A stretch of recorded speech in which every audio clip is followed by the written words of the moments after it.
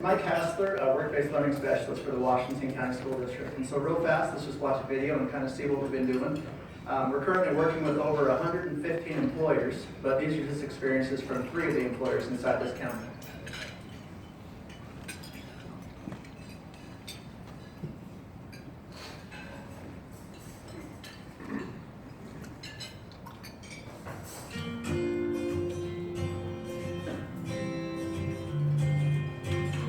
My name is Kristen Hayward. I work for the Department of Workforce Services. I have been an employment counselor for 15 years. Gloria Bertram, I'm the intern director, and I've been here a little bit over a year. BJ Cox, I'm from St. George. I grew up here and got my way back home. Been a dentist for about 5 years. Yeah, my name's Aaron Olson. I'm COO for Solar Homes here in Washington County. I've been in this current position for nearly 2 years now. So I kind of hone in a little bit on more on that career goal, what they're looking for, and help them fine-tune and develop those skills and find out how dedicated they are. Probably the thing that sold me into the program is that I know that it's not just any high school student that doesn't want to go to class. These kids kind of have to earn their spot in the program. So when a student is willing to dedicate extra time either after school or during summer vacation for something that they really want to do, and just start with so many, and at the end only have less than half of them ready to go to the program, you kind of have pre-screened the talent for me. After getting some qualified candidates, we basically interview these interns. We bring them in just as if we had a position open in our organization. We sit down with them, we'll give them the same interview questions that we would typically give a normal employee, and we would rate them.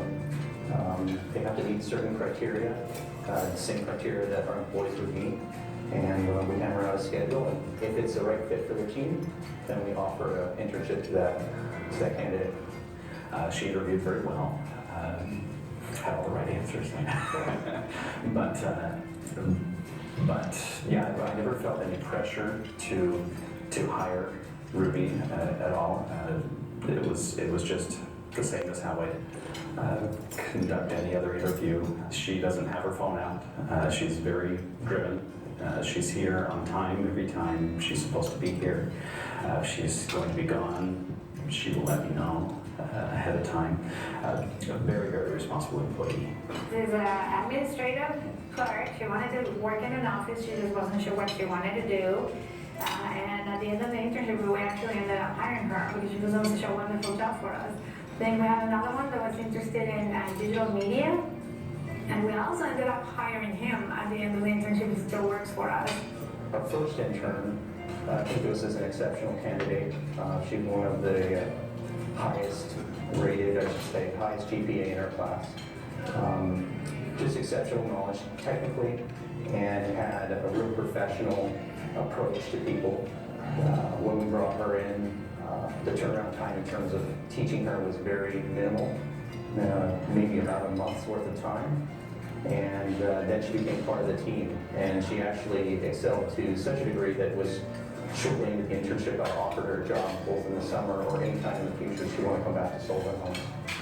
Some of the students that are going through the internship are ambitious. They want to go to college. They're not all looking for a job right after they graduate, and I recognize that. But when they do an internship with us, it gives me the opportunity to see their potential. And I can tell you right now, one of the students that is in an internship right now, I'm going to stay in touch with him. Once the internship ends, I'm going to ask him to be my friend in Facebook, or I'm going to find him in LinkedIn, or whatever the platform is in the style 4 months from now, because everything changes so fast. And I'm going to stay in touch with him during his 4 years of college, so he knows I didn't forget him, and so he doesn't forget us. And when he's ready to go to work, I'll be darned if I don't try to figure out where he can fit. So having an intern work with the staff here that has all been trained, I think gives my employees, the ones who were here prior to Ruby's coming, gives them a chance to be the helm, to teach someone else. But I'm a big advocate for people being able to learn better when they are teaching. So you have to have commitment from the whole entire team, the whole organization. So brought Sullivan Homes Group together, we took our employees, we said, hey, we're gonna bring on another intern. And then I expect from each of those teams, whether it be construction field teams, selections teams, accounting teams, HR teams, whoever they are, we expect them to come up with a certain degree of workload that they can be assisted with through an intern. And then we design more or less a schedule that fit around our intern touching each one of those areas. And the success lies in making sure that the intern receives education, feels like they're important and involved in part of the organization, and then at the same time that there's a right fit. So I like being part of the mock interview because now I get to interview everybody.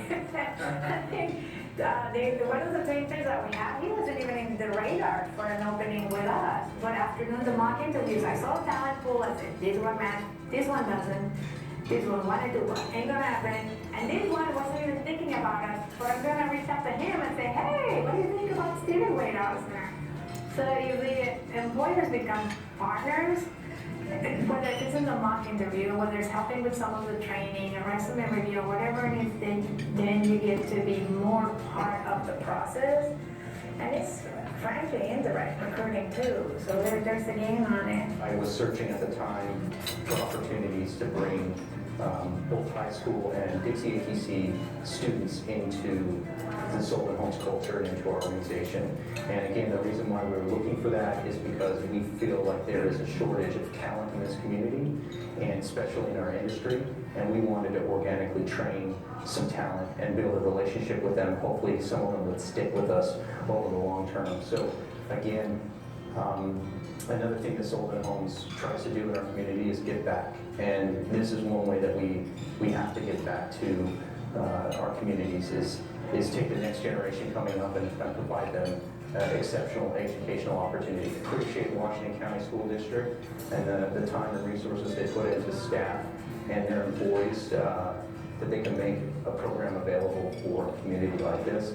The reality is as business owners, we're just trying to make the business work, trying to fund it day to day, trying to make sure that that the paychecks are paid and the workers are on time.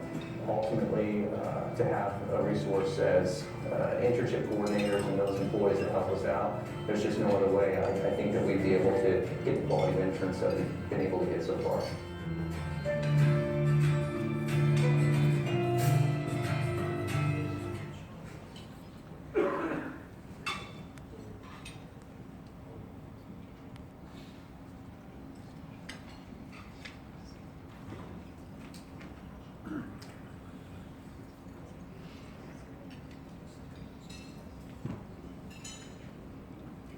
So on September 12th, next week, we're receiving the 2017 Career and Technical Education Award for the state of Utah.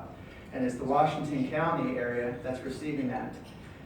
It's because we have a program that's unique and different. And so about a year ago, our Career and Technical Education Director, Dave Gardner of the Washington County School District, met with Mark Tilby of Department of Workforce Services, and they're both here today.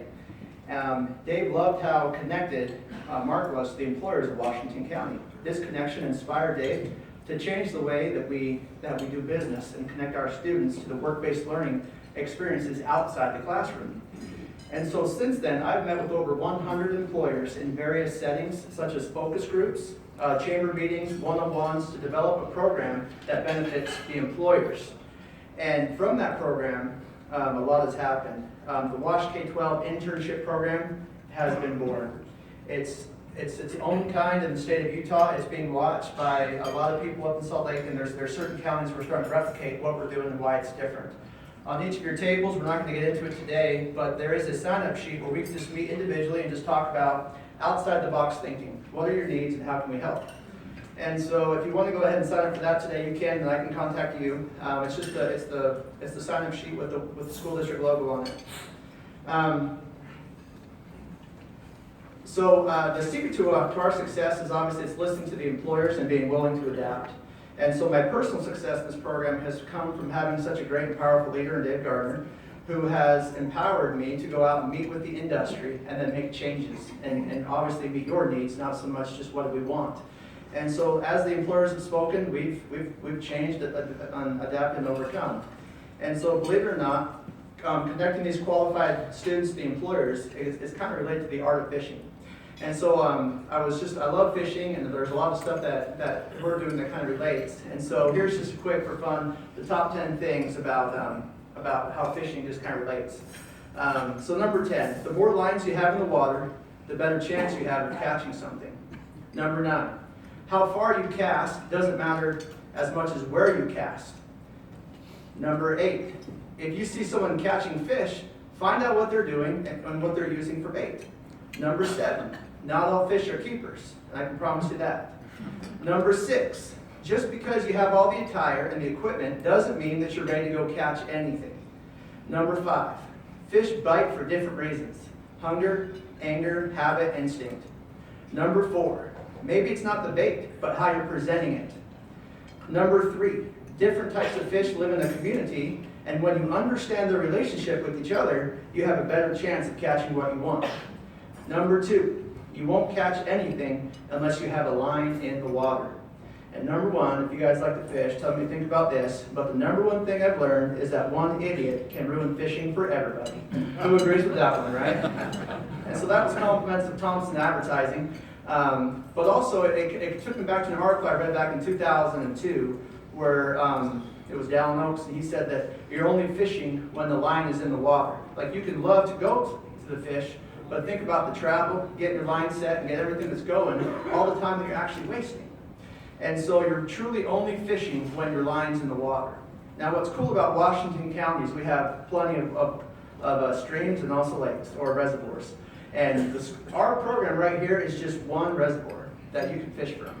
Now, when you're fishing with us and you're trying to find those future employees, what's cool is you can always just catch them at least if you don't like the fish, right? But if you find that one that you like, which we have plenty of employers who can tell you about that, you keep them. And then you bring them into your culture and your program, and you're making a difference in their lives, but you're also serving your needs, which is finding the future talent, because everybody's always looking for those cornerstone employees.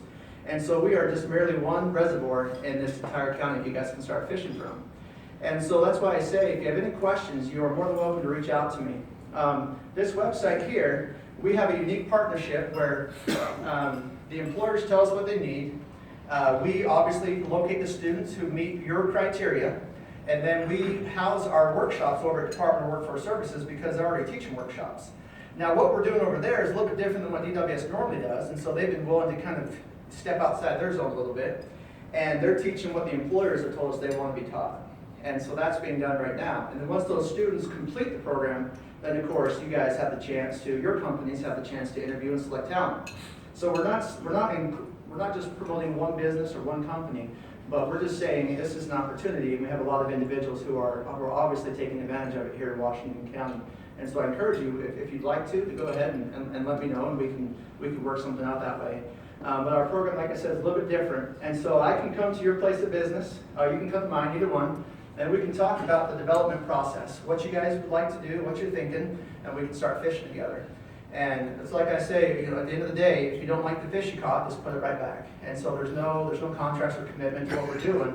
It's just a matter of, if you have a need, we have the students. Well, let's play ball, and let's connect them together. And so with that being said, Dave Gardner, who is the director over this program, he'll be here after this whole meeting's done, and he's more than willing to speak with any of you about how we can make this work. Mark Tilby's here as well. And so that's the entire gist of it. It is washk12internships.org. And the contact information, you can also get my phone number is there as well if you need to talk to me about some things that you'd like to look at doing. But just don't underestimate the power of what these students are doing. There's a lot of success that's taking place in this county because of the employers who are willing to obviously just start selecting that talent and developing it sooner than they used to in the past. So that's all I have today. I really appreciate you for your time, and thank you very much.